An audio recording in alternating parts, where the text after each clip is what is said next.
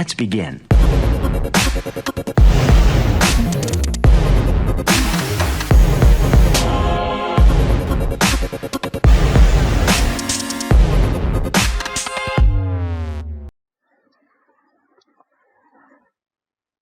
ये MATLAB software है। MATLAB software में जहां पे आप इंस्टॉल करते हो हमेशा उसी डायरेक्टरी में ओपन होता है।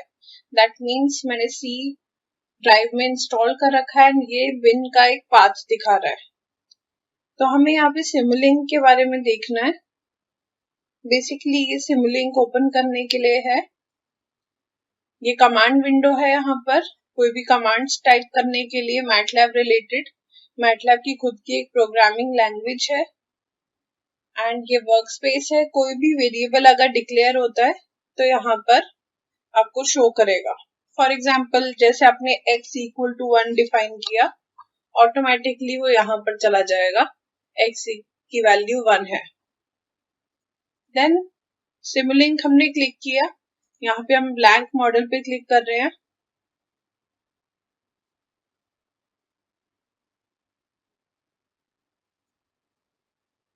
यहाँ पे सिमुलिंक की लाइब्रेरी होती है।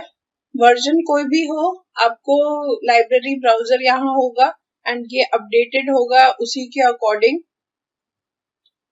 कॉमनली यूज ब्लॉक्स हमारे होते हैं जो हम फ्रीक्वेंटली यूज कर रहे हैं, लाइक कांस्टेंट कहीं देना है या गेन पास करना है, इंटीग्रेटर यूज करना है, स्कोप यूज करना है। स्कोप का मतलब होता है आउटपुट। ये एक तरह से डिस्प्ले करता है सिमुलेशन टाइम के रिस्पेक्ट में, ग्राफिकल फॉर्म में आउटपुट को रिप्रेजेंट करता है। साथ में हमें कुछ ब्लॉक्स चाहिए होते हैं like PID controller and discrete blocks का डिले देना है, मेमोरी मॉड्यूल कहीं स्टोर करवाना है एंड फिल्टर्स लगाना है, फर्स्ट ऑर्डर होल्ड करना है, यूनिट डिले प्रोवाइड करना है। तो यहाँ पे सारे मॉड्यूल्स दे रखे होते हैं जिसमें मेनली सिंक में हमारा डिस्प्ले एंड स्कोप यूज होता है।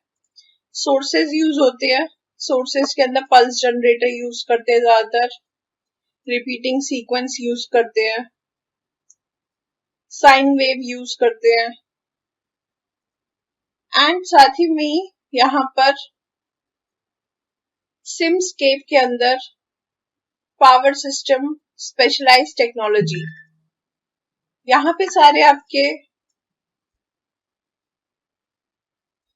पे सारे पावर इलेक्ट्रॉनिक्स के डिवाइसेस होते हैं जिसके अंदर कंट्रोल एंड मेजरमेंट है, फंडामेंटल ब्लॉक्स है, इलेक्ट्रिकल सोर्सेज है, जैसे DC है, AC वोल्टेज सोर्स हमें चाहिए होता है।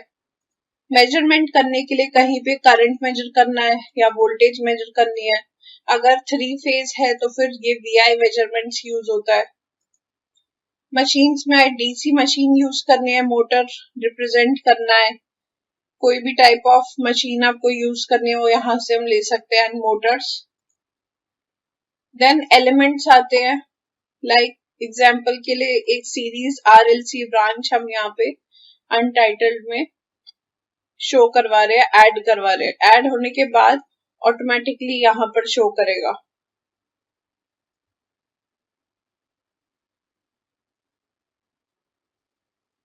इलेक्ट्रिकल सोर्स ले लेते हैं हम कोई,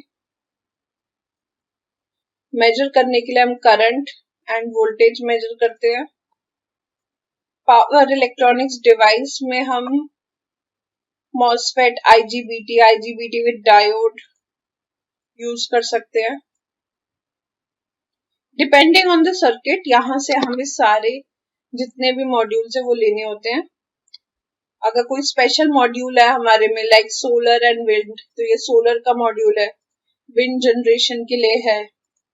एंड अगर आपको नहीं पता कि यहाँ से कैसे जाना है इन मॉड्यूल्स में, तो सिंपली यहाँ पर आप टाइप कर सकते हो। फॉर एग्जाम्पल सोलर के लिए आप यहाँ पे सर्च करोगे तो ऑटोमेटिकली PV एरे आ जाएगा।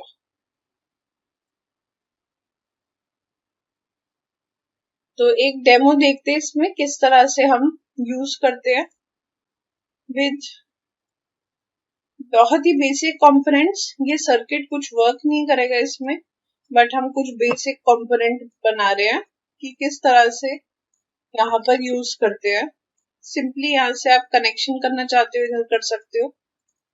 डबल क्लिक करेंगे किसी मॉड्यूल में, उसकी वैल्यू आ जाएगी। मान लो आप 10 वोल्ट देना चाहते हो, यहाँ पर सीरीज RLC ब्रांच की जगह आप सिर्फ R यूज करना चाहते हो एंड यहाँ पर 100 ओम्स देना चाहते हो। फिर इसी को राइट क्लिक से खींचकर आप यहाँ पे एक कैपेसिटर लगाते हो। 1 इंटू 10⁻⁻6 है ये, दैट मीन्स 1 माइक्रोफैराड। इसको 10 कर देते हैं। इसको कंट्रोल R से रोटेट कर सकते हो। इस तरह से सर्किट बना सकते हैं। इसमें एक IGBT डायोड यहाँ पर लगा दिया, एक हम यहाँ पर एक और रेजिस्टेंस लगा रहे हैं।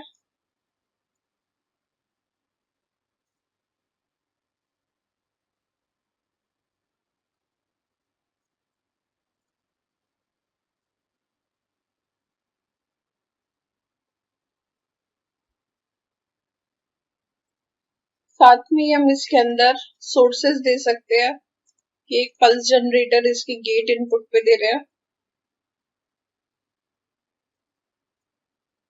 या कांस्टेंट या कोई भी। वोल्टेज मेजर करते हैं। यहाँ पर वोल्टेज पैरेलल में मेजर होती है, इसको पैरेलली लगाया जा रहा है। एंड यहाँ पर हम चेक करते हैं रोटेट करके कि इस ब्रांच में कितना करंट फ्लो हो रहा है। तो करंट मेजरमेंट होता है सीरीज में, इसलिए इसको सीरीज में कनेक्ट करेंगे। कनेक्ट करने के बाद हमें आउटपुट ग्राफ में देखना है। ग्राफ में आउटपुट देखने के लिए हमें सोर्सेस में सिंक चाहिए। स्कोप ये इसको डिस्प्ले कर देगा यहाँ पर, और ये डिस्प्ले कर देगा इसको। तो हमने स्कोप लगा दिया है चेक करने के लिए आउटपुट्स। यहाँ पर एक बहुत ही इंपॉर्टेंट ब्लॉक है पावर GUI, जिससे कि एनालिसिस होते हैं। एनालिसिस बेसिकली 2-3 टाइप के हैं। जो मेन टाइप है, एक डिस्क्रीट एनालिसिस है और एक कंटिन्यूस। तो कंटिन्यूस यहाँ पर सेलेक्ट कर सकते हैं। अगर डिस्क्रीट हो तो डिस्क्रीट सेलेक्ट कर सकते हो, किस टाइप का डिस्क्रीट करना है, सॉल्वर टाइप, और कितना सैंपल टाइम देना है इसके लिए। तो इस तरह से ये ब्लॉक कहीं कनेक्टेड नहीं होता, बस ये यहाँ पर होना चाहिए मॉडल के साथ, तभी रन करेगा। यहाँ पे टाइम स्पेसिफाई करते हैं कितने टाइम के लिए रन करना है। जितना आप टाइम इसमें इंक्रीज करते हो वो आपका टाइम उतना ही लेगा रन होने में, और साथ में डिपेंड करेगा सैंपल टाइम के ऊपर कि कितना सैंपल्स 1 सेकेंड में या एक पर्टिकुलर टाइम ड्यूरेशन में होना चाहिए। जितनी भी वैल्यूज है सबको एडजस्ट किया जा सकता है। ये बिल्कुल एक सिंपल है कि किस तरह से कनेक्ट करते हैं, एंड ये कोई रनिंग प्रोजेक्ट नहीं है, पर ये रन यहाँ से करा जाता है। पहले कंपाइल होता है, अगर कोई एरर आएगा तो ये आपको इसी टाइम पे शो कर देगा, एंड देन उसके बाद रन होने के बाद रेडी लिखा आ जाता है। अगर मैं थोड़ा टाइम इंक्रीज करती हूँ तो आपको दिखेगा कि जब रनिंग लिखा आया था 0 के बाद 100% हो जाता है वो। देन स्कोप में जाकर आउटपुट्स चेक करने होते हैं। यहाँ पे हमारा आउटपुट आ रहा है पल्स जनरेटर के अकॉर्डिंग, क्योंकि यहाँ पे जब ऑन होगा पल्स तभी यहाँ पर पहुंच पाएगा। उसके अकॉर्डिंग यहाँ पर वोल्टेज आउटपुट आ रहा है, एंड यहाँ पर हमारा करंट का आउटपुट है। यहाँ कुछ करंट, जब पल्स जनरेटर पल्स आई थी तभी थोड़ा बहुत करंट आया। अब जो हमारे प्रोजेक्ट्स होते हैं, प्रोजेक्ट्स के अंदर 3 पार्ट्स में डिवाइडेड होता है। एक होता है control system. Control system basically जो भी IGBT या MOSFET हम यूज कर रहे हैं, नेटवर्क कुछ भी बना रहे हैं उसका, उसके अंदर जो गेट पल्सेस है वो कंट्रोल सिस्टम के थ्रू जाती है। देन साथ में आता है आउटपुट के लिए ये जो स्कोप है, यहाँ न लगाने की जगह इनको इधर ऐड किया जाता है एंड यहाँ पर फ्रॉम एंड गो टू का यूज किया जाता है। इसी सेम सर्किट को अगर हम तीन पार्ट में, जैसे कि एक सर्किट है, एक कंट्रोल लूप है। कंट्रोल लूप में अभी हमने सिर्फ पल्स जनरेटर ले रखा है कि पल्स डायरेक्टली जनरेट हो जाएगी। तो इसको किस तरह से हम यूज करते हैं from and go two blocks को देखते हैं।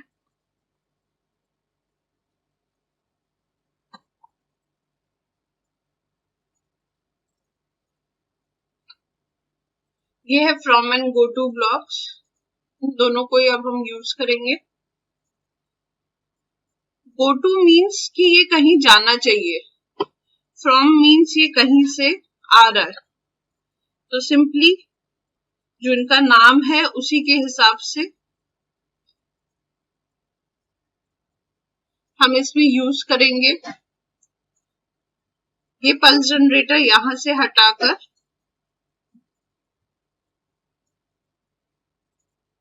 इधर भेजेंगे गो टू पर, और ये फ्रॉम इधर कनेक्ट करेंगे।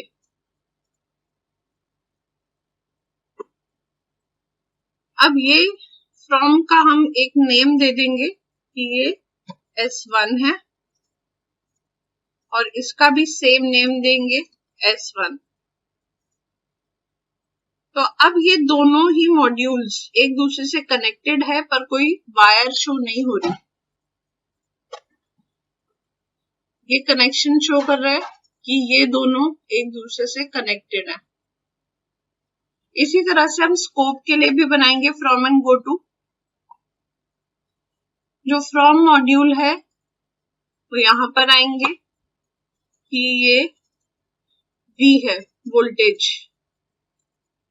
V1 V2 कोई भी नेम दे सकते हो, एंड इसका गो टू यहाँ पर भी V लेंगे। ये इससे कनेक्ट हो जाएगा, ये इससे। तो अब जो भी आउटपुट यहाँ आएगा वो ऑटोमेटिकली इधर चला जाएगा, इसमें हमें कोई भी वायर लगाने की जरूरत नहीं है। इसी तरह से यहाँ पर भी हम कनेक्ट करेंगे फॉर करंट I। ये नेम्स आप किसी भी तरह से दे सकते हो, I1 I2 या फिर जो भी आपको सही लगे, X1 S1 S2।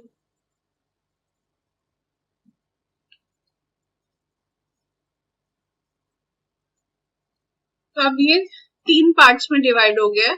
ये आपका सर्किट है, ये आपका कंट्रोल पल्स कहाँ से आ रही है, और ये है आउटपुट। तो ये रन सेम तरीके से करेगा, सेम आउटपुट्स आएंगे इसमें, बट हमने इसको थोड़ा सा लेस कॉम्प्लिकेट कर दिया है कि यहाँ पर सर्किट पार्ट अलग रहेगा, क्योंकि ये तो छोटा सा ही सर्किट है। अगर बड़ा सर्किट होता है तो बहुत सारे गेट्स होते हैं, गेट्स के अंदर कंट्रोल जो है सिर्फ एक पल्स जनरेटर से नहीं जाता, कभी किसी PI कंट्रोलर से जाता है, या फिर बहुत सारे इक्वेशंस को मिलाकर जाता है। तो उसमें काफी ज्यादा प्रॉब्लम होती है कि आप हर एक पल्स को ऐसे कनेक्शन शो करोगे वायर से, तो बहुत कॉम्प्लिकेटेड लगेगा। तो ये बेसिक में है कि फ्रॉम एंड गो टू का क्या यूज होता है। ये कनेक्शंस हैं, देखने के लिए कि ये पार्ट कहाँ कनेक्टेड है उस पर डबल क्लिक करो एंड गो टू सोर्स पे क्लिक करो, वो ऑटोमेटिकली हाईलाइट हो जाएगा। इसके सोर्स पे कॉरेस्पॉन्डिंग ब्लॉक्स में क्लिक करोगे, वो भी हाईलाइट हो जाएगा। दिस मीन्स कि ये दोनों कनेक्टेड है, बट कोई वायर इनके बीच में शो नहीं कर रही है। तो बेसिक है, यहाँ पर जो भी आपको यहाँ पे न्यूरल नेटवर्क यूज करना है, या फिर फजी लॉजिक यूज करना है, या फिर PI कंट्रोलर यूज करना है,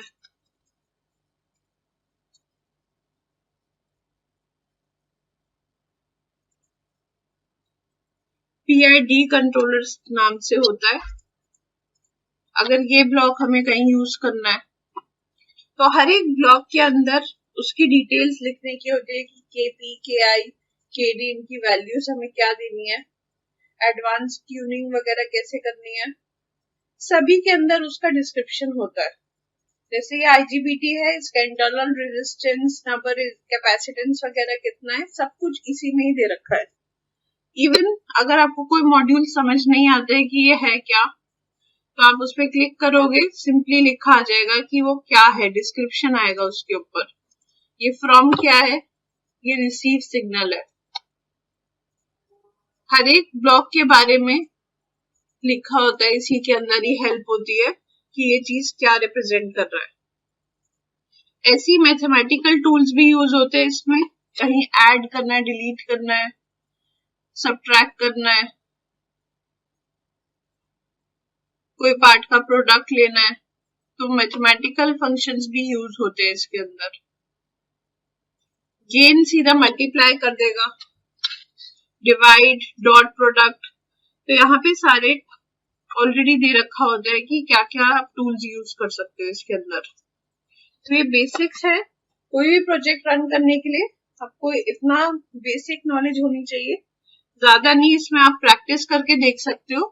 एंड बाकी जो है इसके अंदर तो एक्सपीरियंस से ही आ सकता है।